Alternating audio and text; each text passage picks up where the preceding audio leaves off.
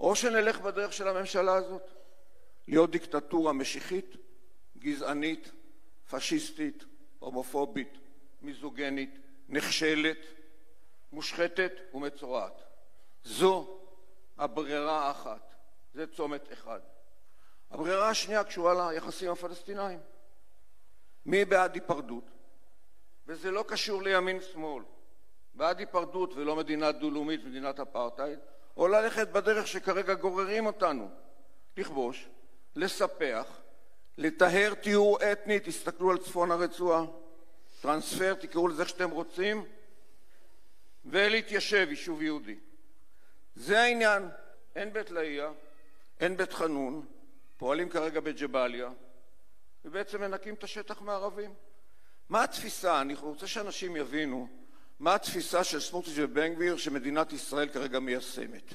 לא שנתניהו האמין בזה, נעזוב כרגע, הייתי איתו עד 2016, זה נתניהו אחר. הוא בשביל הישרדותו האישית נותן להם את הבמה. מי זה סמוטריץ' ובן גביר? הרב שלהם הוא הרב דוב ליאור. הרב דוב ליאור היה הרב של המחתרת היהודית, שהתכוונה בנוסף לפיצוץ האוטובוסים וראשי הערים וכן הלאה, לפוצץ את כיפת הסלע. מה הרעיון? לעורר מלחמת גוג ומגוג. אם אנחנו נפוצץ את כיפת הסלע, המוסלמים יתקפו אותנו, אז זו ההזדמנות שלנו לכבוש את כל הארץ המובטחת, מהפרת ועד היאור. לטהר אותם מלא יהודים, לטהר אותם מלא יהודים, זו התפיסה. טוב, הסיפור של כיפת הסלע נכשל בגלל השב"כ. אז מישהו ניסה לעורר את זה במערת המכפלה. ברוך גולדשטיין יימח שמו, עוד תלמיד של הרב דוב ליאור, שתמונתו התנוססה בסלון של בן גביר, ובן גביר הציע את נישואיו לרעייתו על הקבר של ברוך גולדשטיין, והבר מצווה שלה, ברית המילה.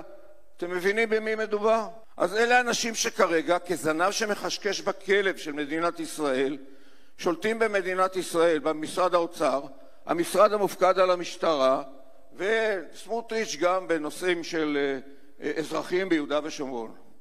אנחנו מתפלאים שאנחנו מגיעים להאג, סליחה, פה אני יכול להצדיק את האמירה של סמוטריץ' למחוק את חווארה, ואחר כך יש פוגרום יהודי, שורפים 40 בתים, 8 בתים במדמה או באקרבה. זה אנחנו, אלה שאמרו לו לעולם לא עוד, אני אומר את זה כבן לניצולת שואה. או שהוא אומר, אין לי בעיה מוסרית בלהריב למוות פלסטינים, 2 מיליון פלסטינים בעזה.